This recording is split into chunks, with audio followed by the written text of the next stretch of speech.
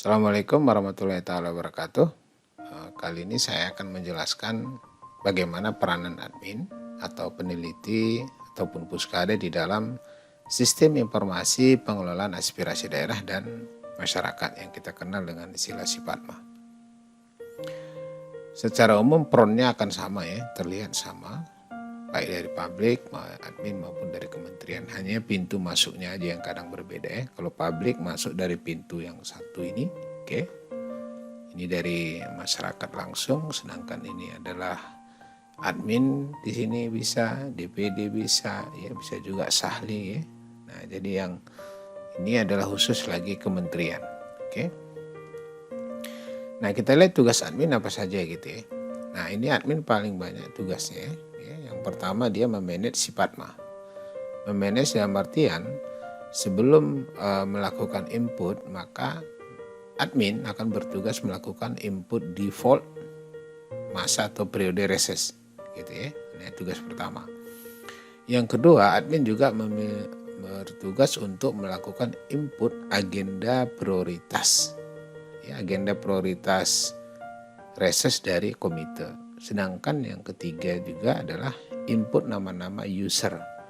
Tentu ini nama user ini adalah di luar publik ya. Karena kalau publik kan dia meregistrasi dirinya sendiri, oke.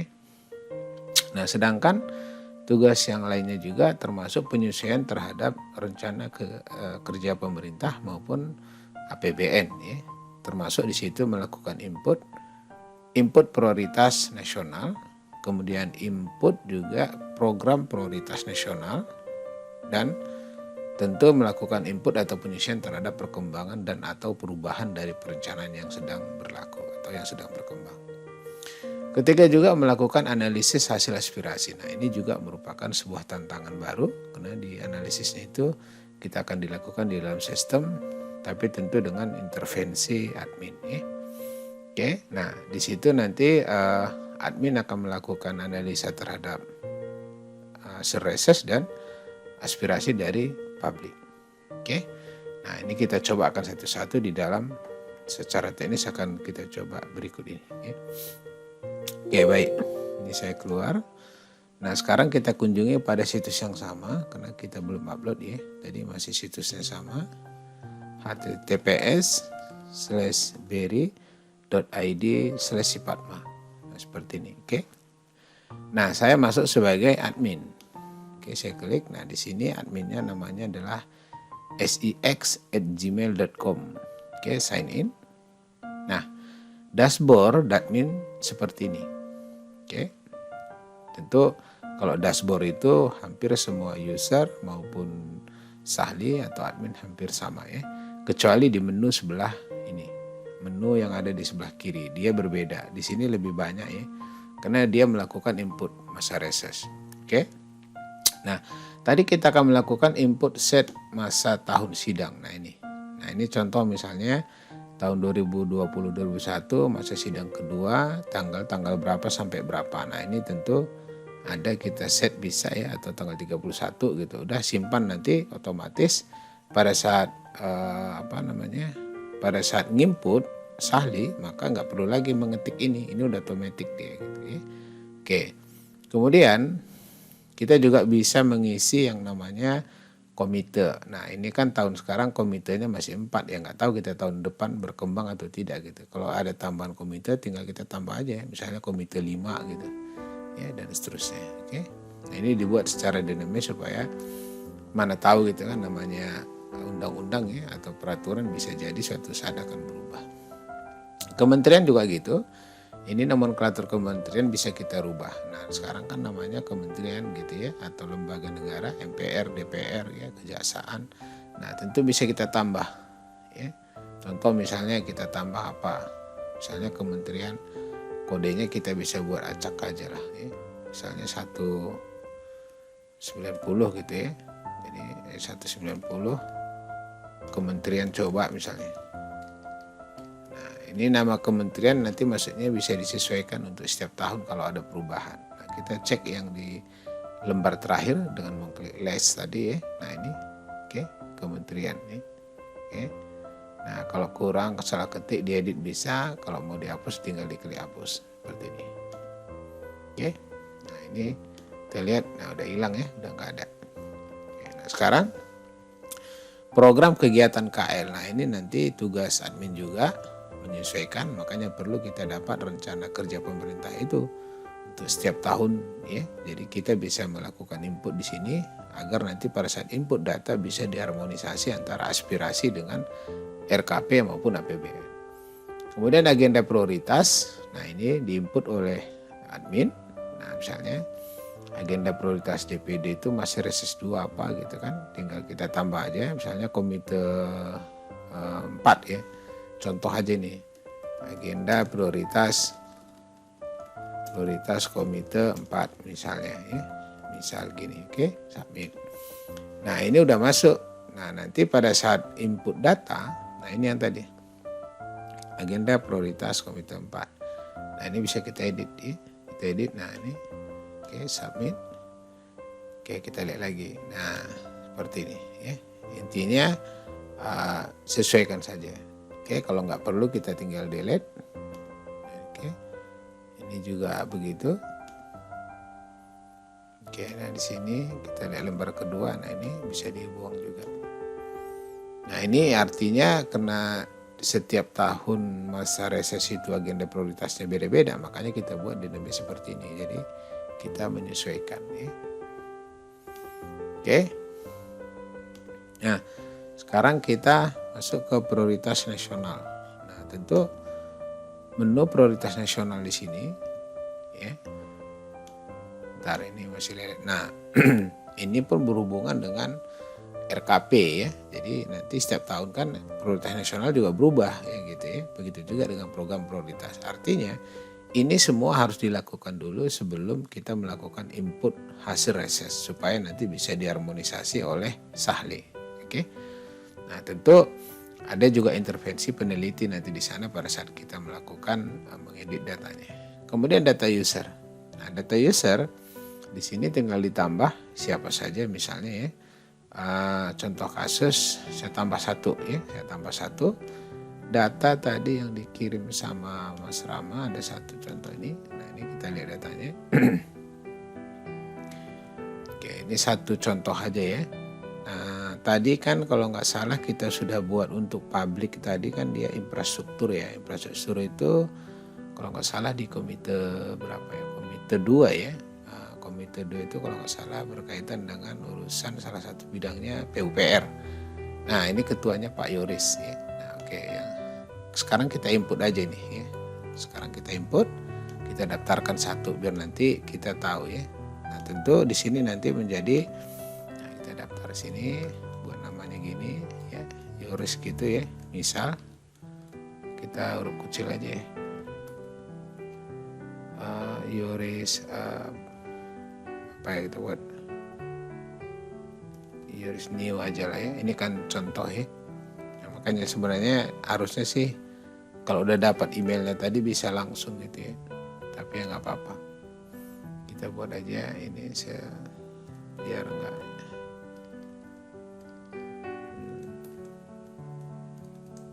biar saya nggak ngetik lagi.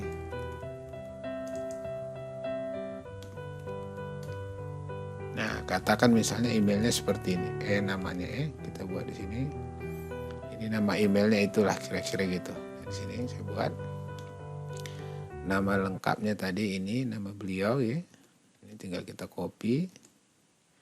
Passwordnya, nah nanti nggak usah saya sebut ya. Nanti buat sendiri passwordnya apa gitu ya. Kemudian statusnya di sini harus perhatikan apakah dia dewan, sekretariat atau kementerian. Nah, sekarang tentu kan beliau adalah anggota dewan, berarti di sini pilih dewan gitu ya. Nah, baru di posisi komitenya komite berapa? Ini komite 2. Oke, kita klik cek status baru submit. Oke, nah ini nggak usah disimpan. Nah, kita lihat yang terdaftarkah sudah. Kita klik di lembaran kedua seperti ini. Nah, ini udah masuk ya. Oke. Nah, sekarang berarti input user udah bisa. Oke. Nah, sekarang kita lihat tugas admin lainnya. Tadi kan pertama kita bilang yang untuk yang ini sudah ya, untuk yang apa namanya memanage si Padma atau apa tadi namanya, yang ini sudah ya. Oke, yang ini prioritas nasional juga sudah tadi kita contohkan. Nah sekarang yang ini. Nah ini yang paling penting ya. Ya penting dalam artian ya semuanya sih penting karena tanpa ini kan ini nggak jalan juga gitu ya, nggak bisa diharmonisasi. Oke, reses dan publik. Contoh misalnya kita buat begini. Nah pertama kalau kita resap aspirasi di sini, nah perhatikan ini dashboard daripada si admin. Ada yang sudah bertanda seperti ini, tanda centang, ada yang masih tanda garis atau minus ya. Ini menunjukkan kalau dia belum bertanda centang seperti ini, berarti di sini belum ada intervensi admin. Jadi di sini tugas admin untuk melakukan approve secara internal ya, bukan approve atau APBN secara internal nih. Oke. Nah, contoh tadi saya masuk sebagai publik ya, ini Jawa Barat, publik nih ini. Oke, tadi Rasidin ya yang pertama yang sifatnya bagian 1 ya. Kan publik tadi ya. Oke, sekarang saya edit publik. Editnya di sini klik edit untuk menyesuaikan gitu. Nah, disitulah tugas kita bagaimana kita menentukan usulan yang dari tadi ini jalan Dramaga relatif sulit untuk dilewati, sekitar 75% jalan mengalami kerusakan. Nah, renovasi dan peningkatan jalan Dramaga. Nah, gitu kan? Nah, ini kita harus sesuaikan gitu loh. Tugas peneliti atau admin. Nah, sekarang kita pilih oh kira-kira di komite 2 gitu kan. Baru kita pilih bidangnya. Bidangnya berarti pekerjaan umum dan perumahan rakyat ya. Oke. Nah, anggota dewan. Nah, karena di sini tadi berhubungan antara komite 2 dengan Pak Yoris, ya maka kita pilihan komite 2 maka Pak Yoris muncul di sini. Nah, apakah harus Pak Yoris? Enggak, tapi paling tidak ada atribut yang melekat di dalam usulan usulan dari masyarakat gitu. Ya, karena kan nanti ya artinya berdasarkan bidang paling tidak ya ada nama seperti ini meskipun sebenarnya bukan bawaan asli dari Pak Yoris gitu ya atau aspirasi langsung, tapi ini aspirasi melalui dari sistem langsung dari publik. Nah di sini statusnya, nah ini tugas admin tadi. Kalau tadi di level Sahli kan nggak muncul ya, kita udah muncul di sini, kita buat sudah diusulkan di sini pilih. Ya, kemudian agenda prioritas daerahnya kita pilih di luar agenda prioritas. Nah ketika di luar agenda prioritas kita pilih maka muncul APKL. Nah ini yang tadi saya bilang tugas admin itu di sini salah satunya ya menyesuaikan apa-apa yang menjadi hasil analisis dari aspirasi ini ya. Contoh misalnya sini kita lihat jalan itu kan sebenarnya tidak terlalu aktual nih, itu kan ya tidak terlalu aktual ya. Ini masih berulang, kita bisa kasih poin 3 ya. Tentu kelayakannya bisa layak ya. Tentu ini adalah penilaian di sini subjektif ya, tergantung daripada peneliti ataupun ini admin ya. Setelah kita isi APKL maka skornya 2,6. Jadi kalau kita lihat nanti prioritas tertinggi itu nanti bernilai 4 gitu ya. Nah sekarang di samping itu muncul tambahan admin lagi yang perlu diedit. Kalau ini nggak usah diedit ya, karena ini asli dari masyarakat atau publik. Yang perlu kita edit adalah di sini. Nah ketergantung bacaan pada saat di sini. Kalau kita lihat di sini kan usulan program kegiatan. Ya. Di sini disebutkan peningkatan jalan di Dramaga. Nah ini apakah rekomendasi atau berbentuk kegiatan sepertinya ya. Kalau kita lihat di sini kegiatan ya, kita pilih kegiatan gitu. Baru kegiatannya kita sesuaikan. Kenapa di sini perlu? Kalau andaikan redaksi yang disampaikan oleh user atau masyarakat itu bagus ya udah copy aja gitu loh. Nah, bisa copy aja. Tapi kalau misalnya bahasanya nggak jelas, nggak bisa diinterpretasikan dalam bentuk program dan kegiatan, maka kita harus rubah di sini gitu ya. Oke, misalnya di sini renovasi atau perbaikan ya, perbaikan atau peningkatan jalan gitu ya, bisa kita rubah gitu ya. Perbaikan kali ya, perbaikan jalan di sepanjang kampus IPB Dramaga gitu. Ini contoh ya, misalnya gitu ya. Nah ini kan sudah bentuk kegiatan. Nah ini kita tempatkan kewenangannya gitu. Nah ingat jalan itu bisa. Nah ini masalah juga sebenarnya, jalan itu kan ada milik provinsi, ada milik pusat. Nah kalau ketika di sini nggak jelas disebutkan di sini jalan itu adalah jalan milik provinsi atau pusat, kewenangannya gitu ya, ya udah kita pilih aja pusat gitu ya. Nah anggarannya berapa perkiranya kalau ada ya masukkan, kalau nggak ada tentu kalau ada tadi proposalnya diupload ya maka di sini akan muncul. Oke, untuk mengisi lanjutnya kita akan menyesuaikan juga dengan harmonisasi APBN. Pertama kita masukkan prioritas RKP. Nah tentu kalau infrastruktur bisa kita lihat nih, memperkuat infrastruktur untuk mendukung pengembangan ekonomi dan pelayanan dasar. Nah kemudian di sini apa? Infrastruktur pelayanan dasar itu ya, oke. Atau infrastruktur ekonomi, ini dua-dua bisa masuk, perkotaan juga bisa. Saya lihat infrastruktur ekonomi. Nah di sini kementeriannya siapa? Kementeriannya itu adalah PUPR. Nah ini PUPR. Kemudian programnya apa? Nah gitu. Nah, sebenarnya sih tinggal pilih dibaca ya, tapi butuh memang apa ya namanya ya. Ini bisa program pengembangan wilayah, infrastruktur wilayah. Ya. Kemudian ini kita ajukan di APBNP. Nah approval kementerian kita kosongkan. Ini nanti biarkan anggota dewan yang memberikan sebuah approve apakah program kegiatan yang diusulkan ini udah ditindaklanjuti oleh kementerian atau belum. Kalau sudah tentu nanti dikasih approve, kalau belum tentu di reject. Tujuannya apa? Untuk menjadi evaluasi ya untuk setiap aspirasi yang kita ajukan kepada pemerintah. Selesai sampai sini tinggal submit. Oke, kita perhatikan tanda tadi yang diajukan oleh Rasidin tadi yang dari publik ini sudah berubah ya, warnanya jadi hijau, ini tanda centang. Ini berarti status di internal yang telah diajukan oleh admin atau peneliti, begitu ya.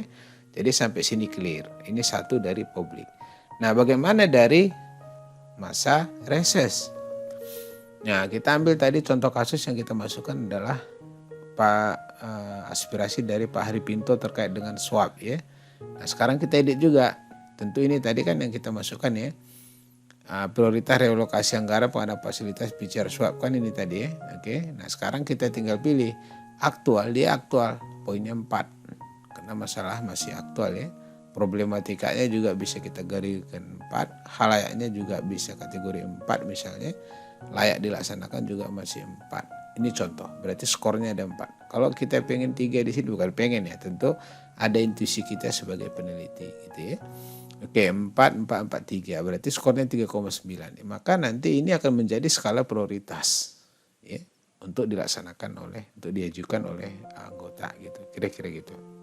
Usulan program kegiatannya kan bukan bahasa kegiatan gitu maksud saya ya. Bukan bahasa kegiatan dan bahasa program gitu. Nah tentu disinilah tugas peneliti ya atau admin. Nah jadi di sini kita pilih judul kegiatannya. Ini nanti dalam bentuk kegiatan. Nah di sini harusnya kan pengadaan gitu loh. Itu bahasa kegiatan kan, pengadaan. Nah gitu ya, pengadaan fasilitas. Ya nah ini aja ambil pengadaan fasilitas laboratorium PCR swab di kota apa tadi itu. Nah, kalau bisa ditulis kotanya lebih lengkap ya, Kota Batam. Misalnya ya, Kota Batam, Kecamatan Belakang Padang misalnya. Kalau enggak ya cukup sini aja. Oke? Nah, begitu. Jadi ada 2 kerja ya. Jadi setelah Sahli memasukkan admin juga butuh membuat jenis analisa di sini. Kemudian satu lagi jangan lupa yang di sini statusnya ini. Statusnya sudah diusulkan. Nah ini maksudnya akan diusulkan nanti baru dia diberi tanda centang hijau. Oke, saya pikir ini cukup. Nah ini udah sesuai ya, tinggal submit. Nah lihat, perhatikan di sini yang di atas sudah diajukan ya, tinggal kita checklist informasinya. Tuh sudah diusulkan.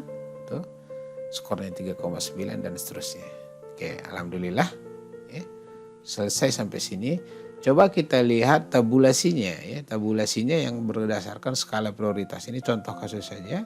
Tinggal kita klik di sini apakah sudah masuk PCR tadi menjadi nomor 1. Nah, ini udah masuk dia jadi nomor 1. Tadi pertama waktu kita main di Sahli belum ada ya, ini sudah ada. Tuh, dia nomor 1. Kenapa? Skornya adalah 3,9 gitu ya. Jadi kenapa kita membuat analisa scoring ini adalah dilakukan oleh peneliti atau admin, agar tujuannya nanti bisa lebih berimbang ataupun lebih objektif gitu ya.